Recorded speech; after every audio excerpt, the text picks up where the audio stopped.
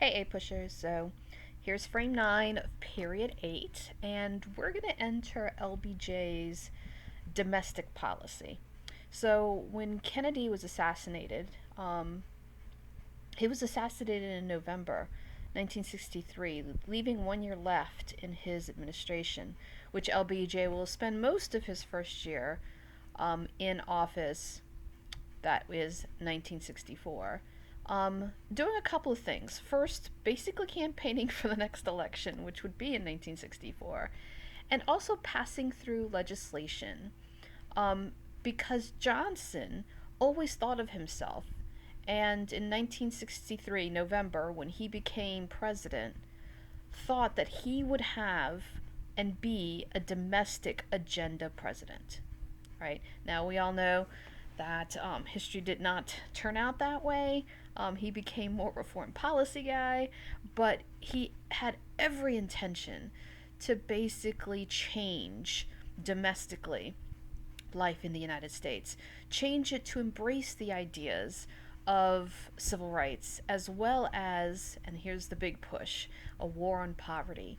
He didn't understand why the richest country in the world could have such abject poverty, and um, his biggest push is going to be in the realm of a war on poverty. Like I said before, LBJ was probably the most left leaning, liberal president to have ever held the office.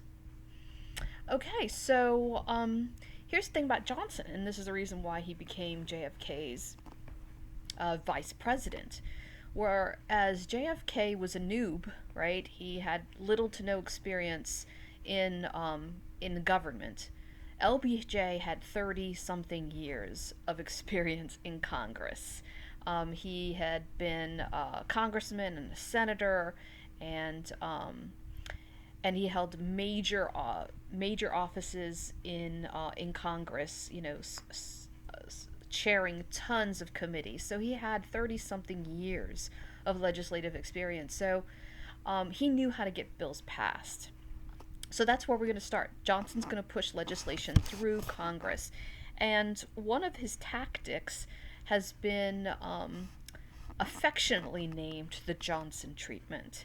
So, what was that? It was just how he crossed aisles to the Republican side, how he got Democrats to support him, and he played the game, backslabbing, handshaking, arm twisting, doing whatever it took, giving whatever it took to get each congressman and senator's vote in order to get legislation passed. And the thing that he wanted to get passed that was initiated by the Kennedy administration and was being fought for by the civil rights movement, and that's the Civil Rights Act of 1964. It was hung up in Congress. It wasn't able to be passed in either house. So that's what he did. He pushed through this legislation, gaining more and more votes for what will become the 1964 Civil Rights Act.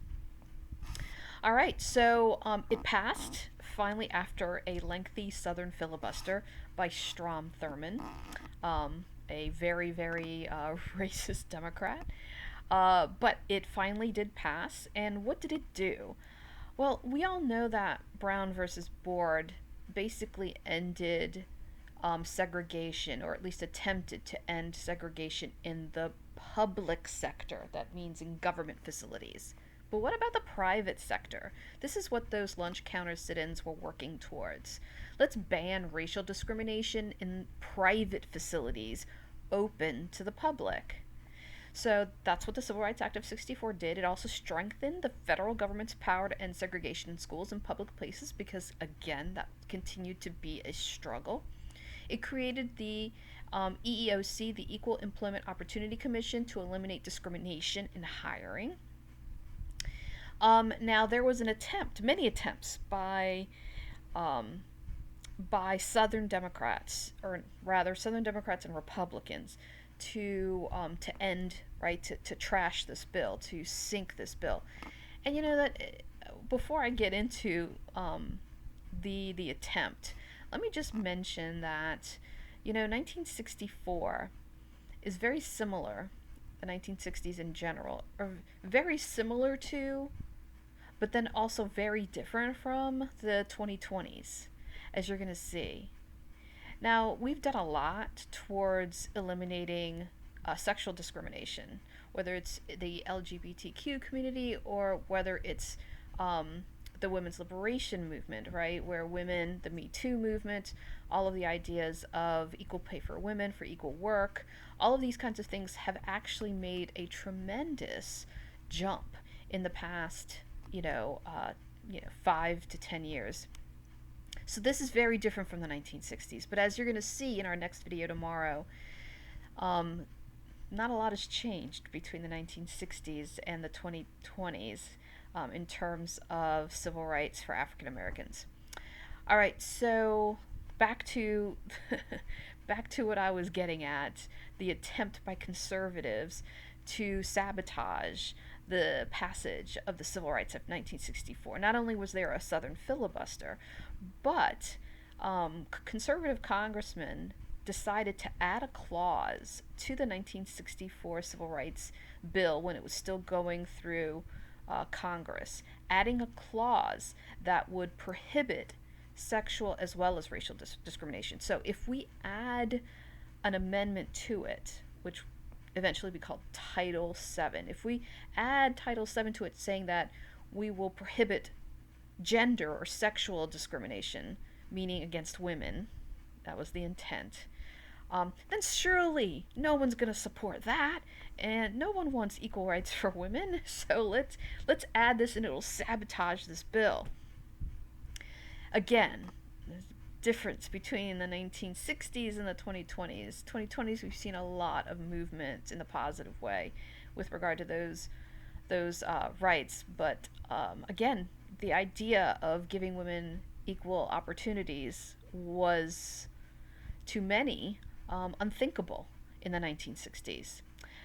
Luckily, it backfired, and Title VII, along with this 1964 Civil Rights Act, did get passed. So there is Title VII prohibiting gender discrimination, particularly in hiring practices.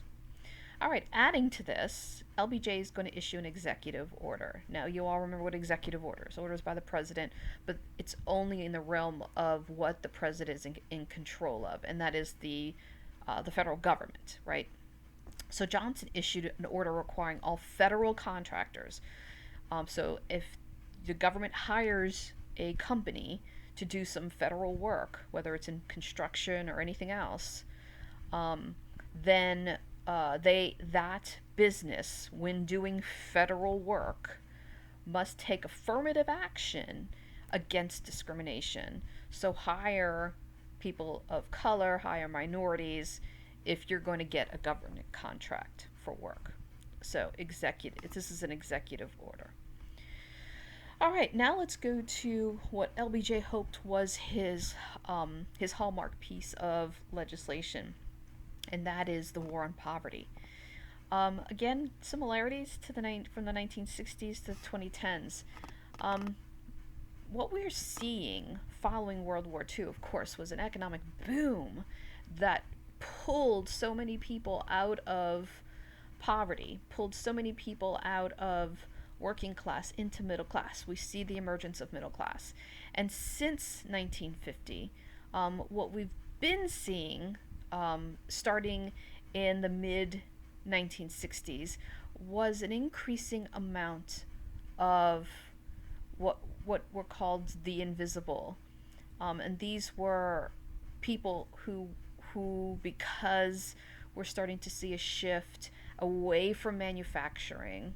Manufacturing was what created that boom, but now we're going to start to see a shift away from manufacturing, and that meant that a lot of jobs left, and this is going to increase the income gap. So yeah, we are seeing a middle class, and a middle class is the biggest and strongest demographic. But in the late 1960s and 70s, what we're going to see is more and more people dropping out of middle class. That thing they achieved in the 1950s and early 60s waste away when we see our economy shift. And so there were millions of Americans who were in poverty. And so Michael Harrington wrote a book called The Other America. Think of Jacob Riis in his photo book, How the Other Half Lives, kind of exposing that urban poverty. Well, Michael Harrington kind of does the same thing, but here's his little twist. And I think it'd speak to you growing up in Mandeville. We don't see poverty, right? We're middle class. We don't see the poverty. But when given the statistics, you're like, oh my gosh, can that truly be? Because I don't see it. It's because we kind of live in that middle class bubble. Michael Harrington kind of spoke in that mindset. And this is an excerpt from his book. And I think maybe you're going to really feel a connection to this, because this, I think, is our experience as well. Quote, "The millions who are poor in the United States tend to become increasingly invisible. Here's a great mass of people, yet it takes an effort of the intellect and will even to see them. I discovered this personally in a curious way. After I wrote my first article on poverty in America, I had all the statistics down on paper.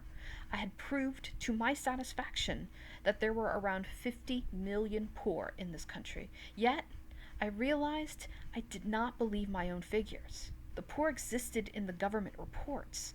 They were percentages, numbers, and long, close columns, but they were not part of my experience.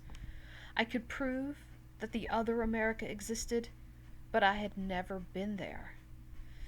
1962. So, yeah, poverty exists even today. Here's some statistics that I've pulled from the U.S. Census Bureau. So in 2016, 12% of Americans lived in poverty. And when I say poverty, I don't mean, where you have trouble paying the rent for some months, right? I'm talking like, living out of your car kind of poverty. 12.7% lived in poverty. 18% of children under 18 live in poverty. 40 million, that's 40 million people. The poverty threshold for 2014, a family of four, is 24,000. So if you are a family of four, mom, dad, brother, sister, and collectively you make less than 24,000, that is considered to be in poverty, according to the U.S. Census Bureau. All right, so as a result of this, government was very proactive. LBJ was very proactive in creating programs that would basically attack this poverty. It was a war on poverty. And it wasn't one piece of legislation, it was actually like several pieces of legislation collectively known as the Great Society. And that's what LBJ wanted to create. In a country that was the richest in the world, we should have a great society, continuing the idea of the American experiment in a utopia. So, so he did several things. First, let's go through a series of economic and welfare measures. A lot of it, taking its inspiration from the New Deal. Volunteers in Service to America, or VISTA. This sent volunteers to help people in poor communities, because oftentimes people in poor communities are too uneducated and too hopeless to know what direction to go in order to move, right, to move forward. So VISTA. 1962, we see the publication of The Other America by Michael Harrington, kind of bringing awareness to this issue. The Office of Economic Opportunity, this is a governmental organization at the federal level. It increased its budget by double to $2 billion. Now, this is still an issue. I'm not sure if you're aware, but the most poverty-stricken area in the United States is Appalachia. This is along the Appalachian Mountains, West Virginia, right around that area. And to this day, as it was in 1960, to this day it is the poorest section of the United States. You may recall in the New Deal, the TVA, the Tennessee Valley Authority, attempted to bring electricity and plumbing and all of that to Appalachia in the Tennessee Valley. So 1 billion was granted to redevelop the area um, after a downturn in coal mining left a lot of unskilled, uneducated miners without a job. We do see, again, more government agencies like the Department of Transportation and the Department of Housing and Urban Development, also known as HUD. So these are governmental offices that oversaw, right, transportation and housing. We also see money going to the arts, the National Endowment for the Arts and Humanity. And as a result of collectively, and we're going to get into more, but collectively, overall, the overarching picture was that as a result of many of these measures, the poverty rate did start to go down. As you can see, starting in 1960 and the implementation, you see the poverty rate go down. But then something happened, as you could see it leveling off. Um, Vietnam. Vietnam cost so much that all of the funding to these programs had to end. And as a result, we're going to see that the war on poverty, all those programs essentially got cut. All right, so let's look at the 5 big legislative achievements of the Great Society. And yes, there are 5 essential details. So the first is Medicare and Medicaid. You may have heard of it, it's still around today. It was first implemented in 1965 with the Medicare and Medicaid Act of 1965. I always remember the difference. Like one is supposed to is supposed to help the poor, some is supposed to help the elderly. How do you remember the difference between them? You care for the elderly, you aid the poor. So Medicare for the elderly, Medicaid for the poor. All right, so as a result, it did bring down poverty among the elderly. Also, infant mortality rates fell.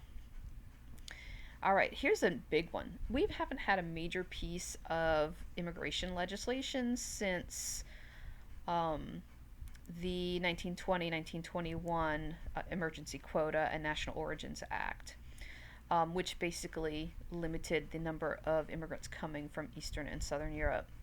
But it's a new world, and things have changed. So the Immigration and Nationality Act of 1965 abolished all of these quotas, right, that were implemented in 1921.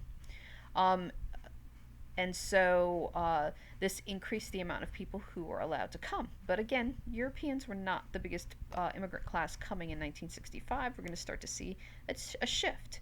This is the next major shift, and that is Latin America and Asia, particularly Asia, coming into the United States, changing the U.S. population ethnic composition.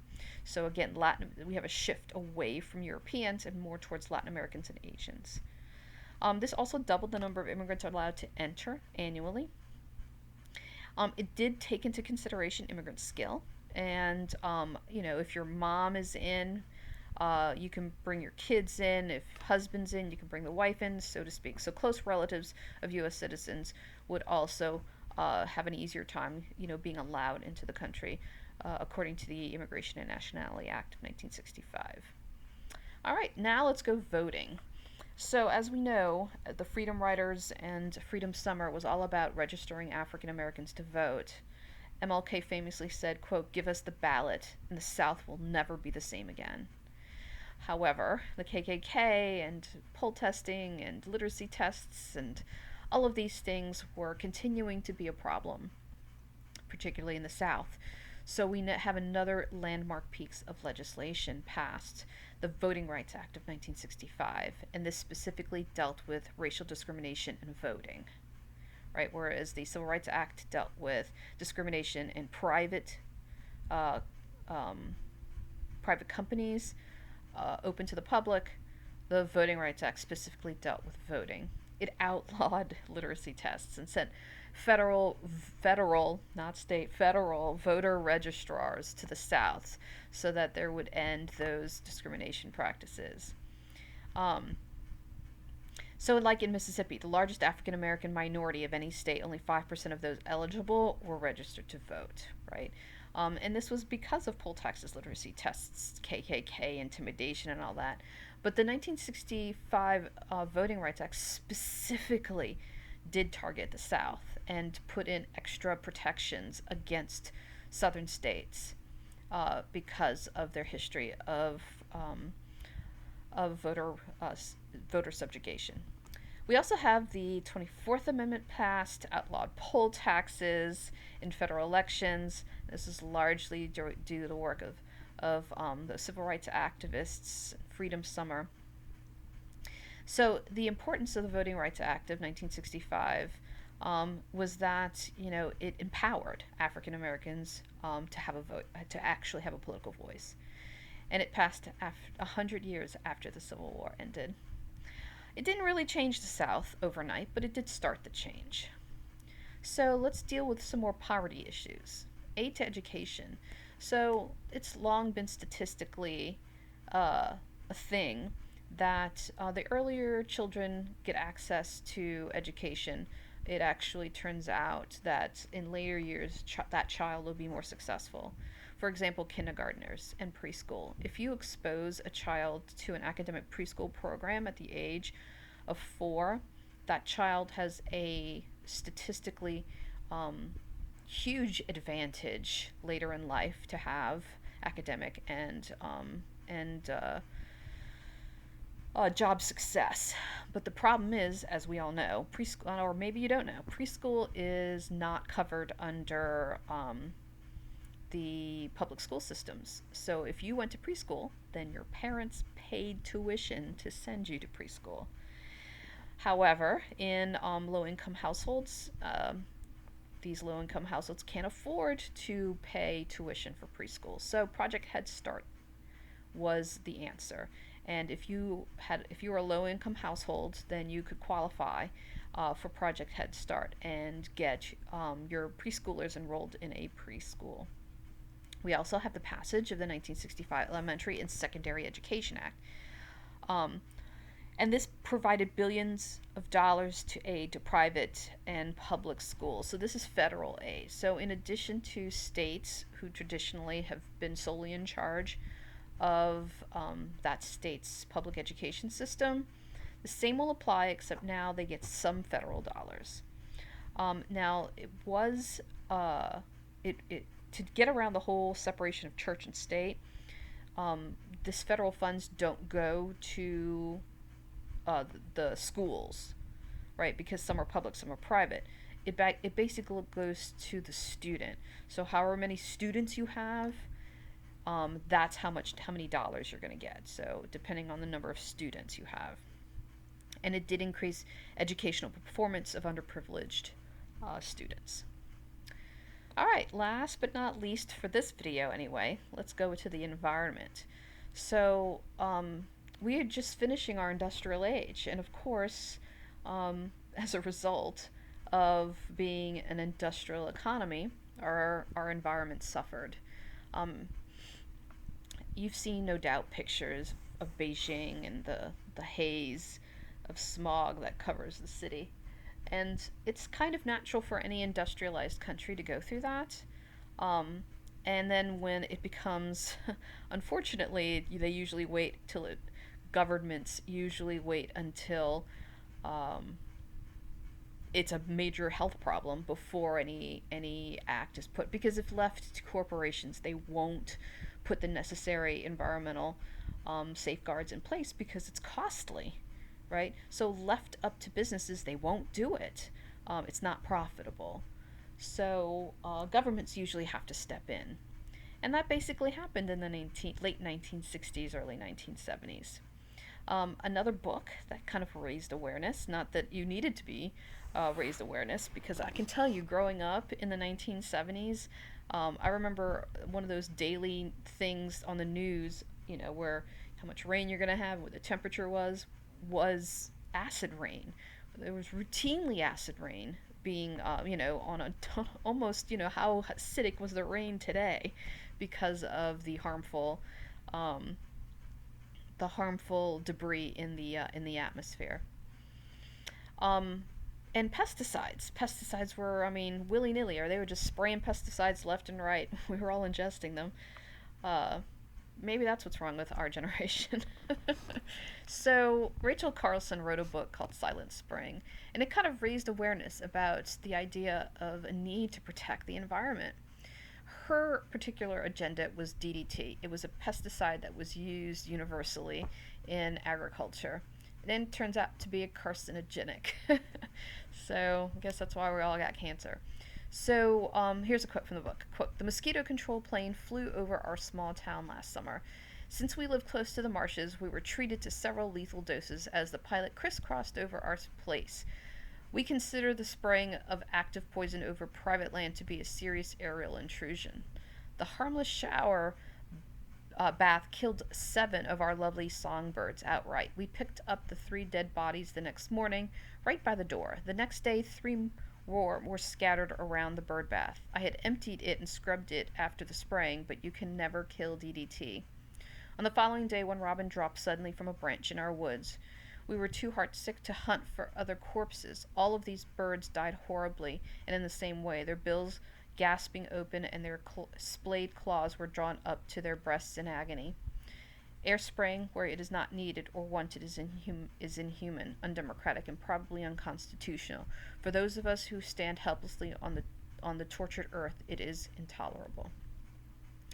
So, with this awareness of environmental protection, we do see as part of the Great Society the passage of 2 pieces of legislation dealing with the environment, the first ever, and Clean Air Act, and this directed the federal government to establish emission standards for new motor vehicles.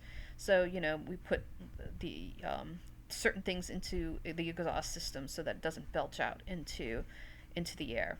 The Air Quality Act set federal air pollution guidelines and extended federal enforcement power, so companies can't simply just throw out their waste into rivers, into the atmosphere, all that kind of stuff. All right, so this is where we're going to end it today. Tomorrow, as you can see, we're going to go into the civil rights movement. Have a good one.